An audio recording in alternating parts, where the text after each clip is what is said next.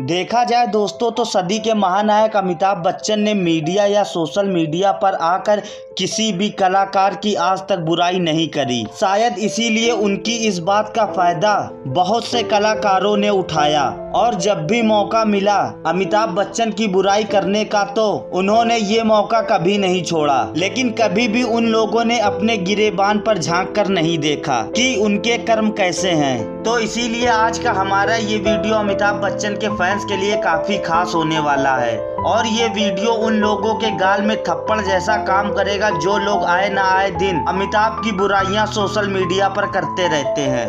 तो इसीलिए मेरी प्रार्थना है कि इस वीडियो को लास्ट तक जरूर देखें, क्योंकि आप ये वीडियो जितना देखेंगे उतना ही ये वीडियो आगे से आगे तक जाएगा और शायद उन लोगों की भी आंखें खुल जाएं जो अमिताभ को लेकर सोशल मीडिया पर नेगेटिविटी फैलाते हैं। इस लिस्ट में पहला नाम आता है ऋषि कपूर साहब का, जिन्होंने अमिताभ पर गंभीर आरोप लगाते हुए ये बोला था कि अमिताभ बच्चन कभी भी अपने सह कलाकार को क्रेडिट नहीं देते हैं। और ये बातें वो ऋषि कपूर बोल रहा था जिसने सालों पहले खुद अमिताभ बच्चन को सबसे बड़ा धोखा दिया था।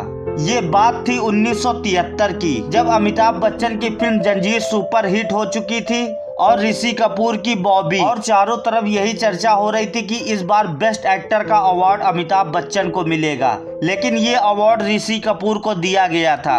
हालांकि काफी सालों बाद ऋषि कपूर ने खुद खुलासा किया था कि उन्होंने बॉबी फिल्म के लिए ये अवार्ड 30,000 रुपए में खरीदा था। लेकिन अमिताभ बच्चन को ये बात उसी समय पता चल गई थी, लेकिन कभी भी उन्होंने इसको लेकर बात नहीं करी। वो भी चाहते तो ऋषि कपूर की पोल पट्टी खोल सकते थे और उनके बारे में काफी नेगेटिविटी भी फैला सकते थे, लेकिन महानायक अमिताभ बच्चन ने कभी भी ऐसा नहीं किया। अब दूसरा नंबर आता है बॉलीवुड के दिग्गज कलाकार महमूद साहब का। दोस्तों ये बात उन दिनों की है जब महमूद साहब मुंबई के कैंडी हॉस्पिटल में भर्ती थे और उनकी हार्ट की सर्जरी हुई थी।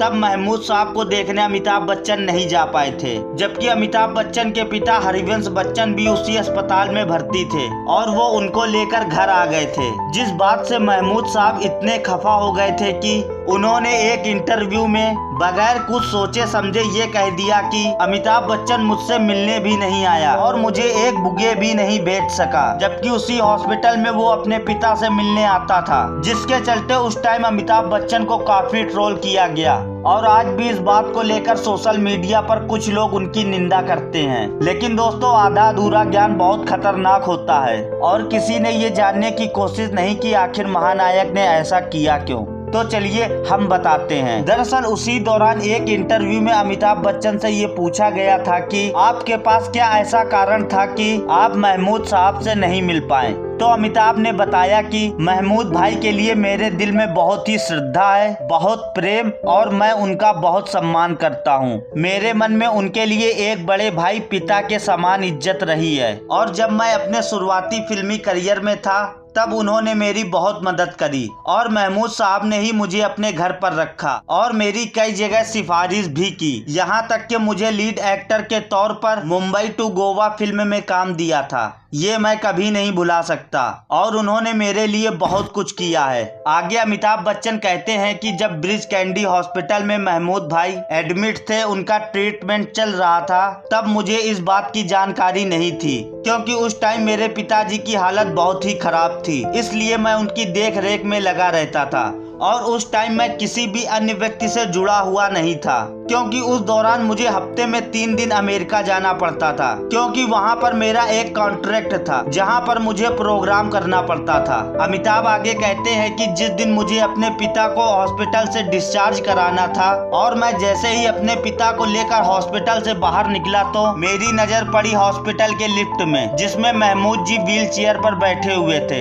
हालांकि अमिताभ अपने पिता को बाहर छोड़कर महमूद से मिलने जैसे ही हॉस्पिटल के अंदर गए तो तब तक पता चला कि महमूद जी अंदर चेकअप रूम के लिए जा चुके हैं और वहां पर 1 घंटे तक उनके चेकअप होंगे। वहीं अमिताभ जी कहते हैं कि महमूद जी के लिए 1 घंटा वेट नहीं कर सकता था क्योंकि उनके पिता हॉस्पिटल के बाहर थे, उनके पैर पे चोट लगी थी तो इसीलिए उनको उसी वक्त उन्हें घर ले जाना था, जिसके चलते अमिताभ उनसे हॉस्पिटल में नहीं मिल पाए। लेकिन अमिताभ बच्चन का कहना था कि अगर महमूद भाई को लगता है कि मैंने उनका अपमान किया किया है तो मैं इसके लिए उनसे क्षमा मांगता हूँ। वो मेरे बड़े भाई हैं और मेरे मन में उनके लिए ऐसा कुछ भी नहीं है। अब इसी लिस्ट में आती है प्रवीण बॉबी, जिन्होंने अमिताभ के ऊपर ऐसे ऐसे आरोप लगाए कि उन आरोपों के चलते आज भी कुछ लोग बगैर सोचे समझे अमिताभ बच्चन को भला बुरा कहते रहते हैं और उनको लेकर कई सारे वीडियो भी कुछ लोग सोशल मीडिया पर डालते रहते हैं। जबकि सच तो ये है कि अमिताभ बच्चन ने जया बच्चन के अलावा किसी हीरोइन के साथ सबसे ज्यादा फिल्में करी हैं तो वो है प्रवीण बॉबी, जिसके साथ उन्होंने 1-2 नहीं बल्कि 8 फिल्में करी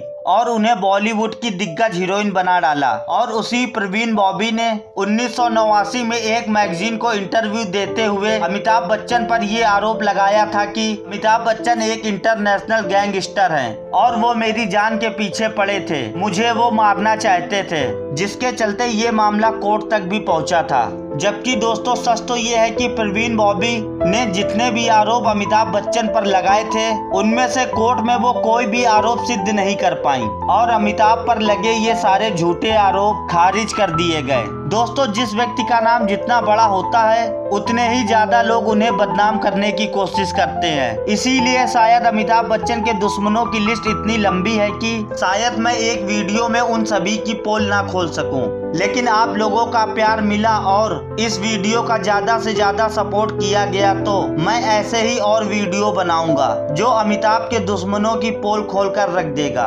वीडियो में लास्ट तक बने रहने के लिए आपका बहुत बहुत धन्यवाद। मिलते हैं हम आपसे अगली वीडियो में, तब तक के लिए नमस्कार, बाय बाय।